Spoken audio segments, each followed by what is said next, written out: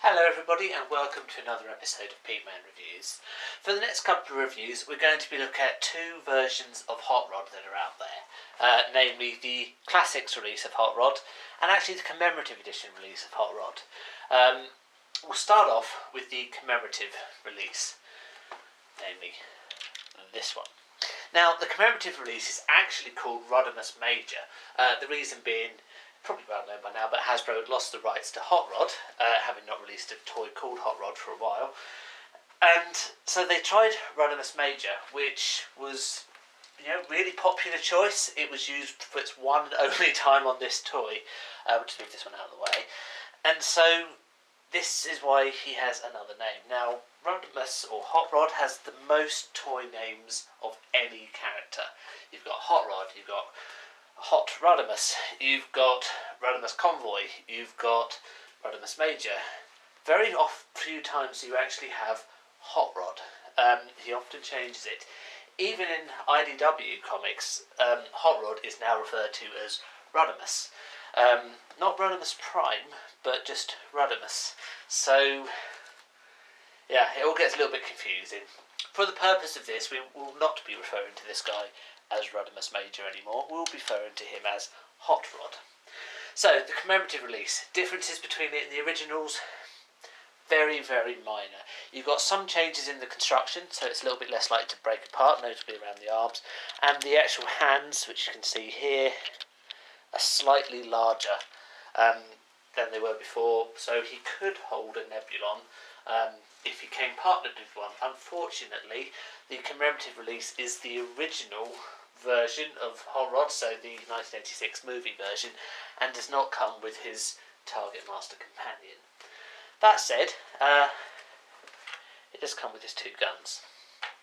Okay, so I won't do a comparison with his Classics release. We'll do that when we do the Classics version. So for the time being, we'll just have a look at the car itself. Got some quite nice texture in the car itself. Let's try and get the light to it so you can see. There are a couple of seats in there. See, they actually got some quite nice moulding on them as well. Rather than just being a lump of plastic, it does give the impression of being a fairly classic 80s version of the movie of the future, with kind of big seats, chunky seats, and all of that. In terms of cars, well, given he's meant to be a streamlined, literal Hot Rod, it's a bit blocky, isn't he? That's not very wind resistant. Not very streamlined there, is it? Quite a lot of wind resistance. But it is quite nice how these do appear to be one long continuous, I guess, exhaust vents, aren't they? They're not. When he transforms, they are actually two completely separate pieces, but they give the appearance in car mode of being one long piece, so that's quite a nice touch. Flames is, obviously it's Hot Rod, it's all excess and everything, as is the huge spoiler at the back as well. But yeah, do you know what? It's pretty good, isn't it? Tyres are quite nice. They are rubber rather than plastic. That one's covered a bit. It's kind of almost a retro future idea. So it's a future version of what they considered a literal Hot Rod would look like, but it's quite a retro feel to it too. Yeah, it kind of works. It is obviously a little bit limited by what they had available at the time, and bearing in mind that for the movie, Hasbro's moulds were some of the first new moulds that they'd made before they were they're not always frequently just reincarnations of Takara's moulds. But yeah, it kind of works, doesn't it? It looks alright as well. Obviously, as I say, this is the commemorative release, so which is why it's obviously weathered well, because it's not that old, but it looks pretty good. Overall, not too bad at all. Okay, so now we'll come to the transformation. It does have some tricky parts to it. So we'll start off with the legs. Or will we? Yeah, let's start off with the legs. So they just slide down like that. Slide down again, like so. Now, feet-wise, they just come out like that. And see the little angle there? And it just flips out like that. Okay, so I'm kind of halfway there, you think. Well, okay, so now we've got the arms flipped out. I'm just going to put this down here so it gets out of the way. Obviously, you've got his head there, but you need to get the chest panel down here. So you have to flip that up a bit. Once you've done that, it will sometimes pull itself out by virtue of pulling out, the head comes out, sometimes not. If it doesn't, you just do a little bit of rotating round. Best to have it out so it's like this. So you've got the head, the chest panel open here, so you've got plenty of room to rotate the head here, which then slots down like so. Now, it looks a bit odd because he doesn't have his spoiler, which just rotates like so. There we are. Now, the arms do actually rotate like that, and they have an elbow, which is fairly uncommon. A lot of Transformers rotate like that, and he has his elbow. Now, he does come with two guns.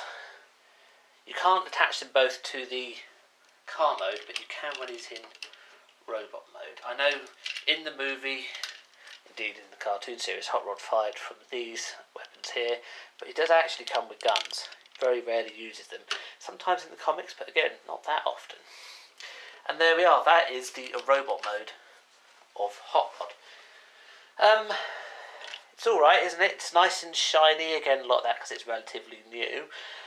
The head, it does kind of look like he's a student, by which I mean it's this kind of here. It kind of looks like he's got a vest, or a cravat or something. I suppose that's the idea. He's meant to be a youthful robot, although how robots can be useful, I don't know. It's not as if they grow, except for Alpha Trion. So that's a bit odd. It does kind of give that impression quite well, I guess, because that's what they're aiming at. You can cast him with his fellow Cup here, who, if we just zoom in on the faces, have they made to deliberately look old by giving him creases and things, whereas Hot Rod doesn't have that. Again, how robots are meant to age, I don't know. But nevertheless, that's what they've done, and to be fair, it kind of works. The two are of a very similar height, as you'd expect, Hot Rod being slightly taller, but you know what, that kind of works alright, doesn't it? Again, you'd expect if a robot can age, they get shorter as they get older, much like humans. Compared with other robots of the time, such as Jazz here, they do both dwarf Jazz. Yeah, well, I guess you kind of expect it, wouldn't you? That's how things were going in terms of size.